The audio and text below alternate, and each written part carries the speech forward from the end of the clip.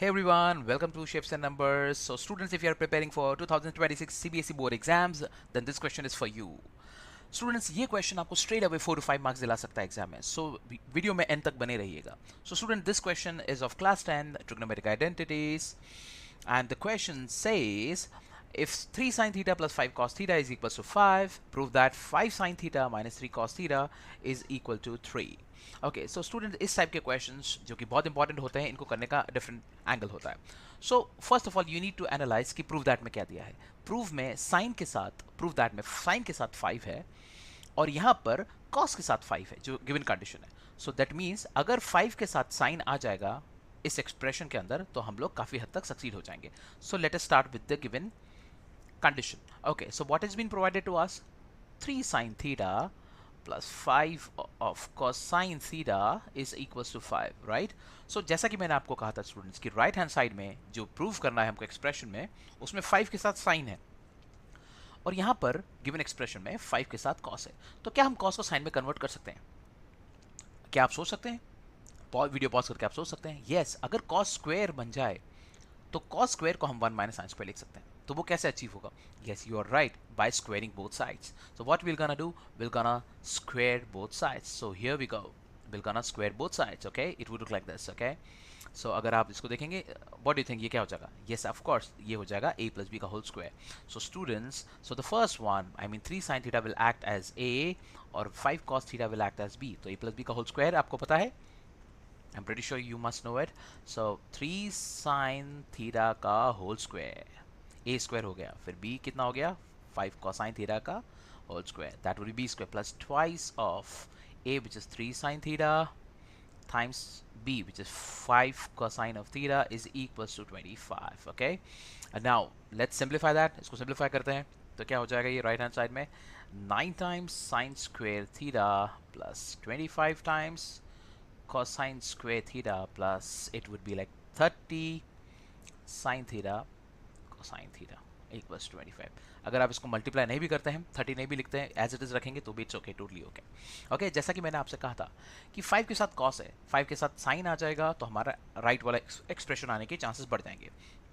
तो जैसा कि यहाँ पे जो 5 था वो 25 बन गया है, बट हमारे पास कॉस स्क्वायर आ गया है. तो जैसा, डू यू रिमेंबर, हम इस कॉस स्क्वायर को 1 माइनस साइन स्क्वायर लिख सकते हैं. In the same way sine square को 1 माइनस कॉस स्क्वायर लिख सकते हैं with the help of identity. What I am gonna do, I am gonna write it 9 sine square theta, that means हम उसको लिख सकते हैं 1 minus cosine square theta. And it goes for the next step as well, 25 times cosine square को लिखेंगे 1 minus sine square theta.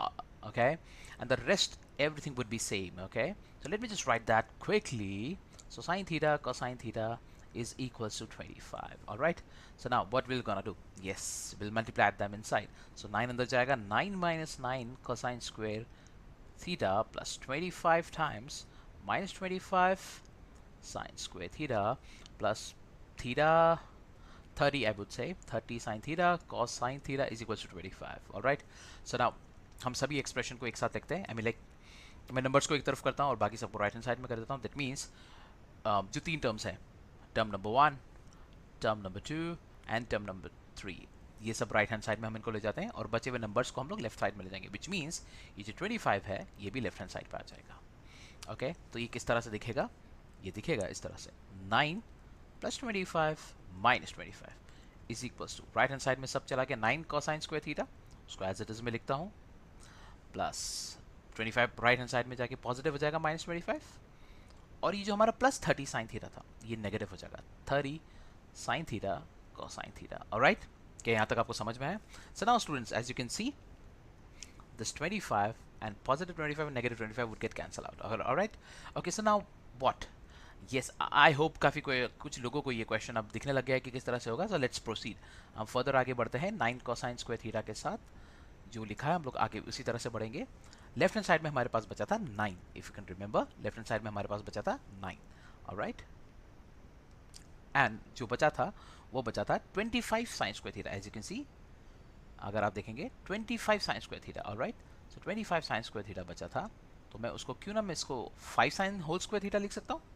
Alright, तो हम लिख सकते हैं उसको 5 टाइम्स साइन थीटा का whole square. In the same way 9 cosine square था, 9 कोसाइन स्क्वायर को लिख सकता हूँ मैं 3 कॉस थीटा का whole square and minus 30 sine theta cos theta था. दैट मीन्स उस 30 को मैं फिर से जो उसका ओरिजिनल फॉर्म था यानी 2 into 5 sine theta into 3 cos theta लिख सकता हूँ. Okay, as you can see 2 5s are 10, 10 3s are 30 is equal to, oh sorry, nothing. Okay, so that was the right hand side. Okay, अब students बहुत लोगों को ये दिखने लग गया होगा, this will act as A, this will act as B and it would be like 2 times A times B. That means ये कुछ आइडेंटिटी बन गई है. 100% you are correct about that. So ये हो गया 9 is equals to 5 sin theta, जहाँ पे 5 sin theta A है और 3 cosine theta का whole square. Alright alright alright alright. Okay, so students ये कुछ इस तरह से बन गया है. ये कुछ अगर if you consider this whole thing as x, so x square is equals to 9 बन चुका है.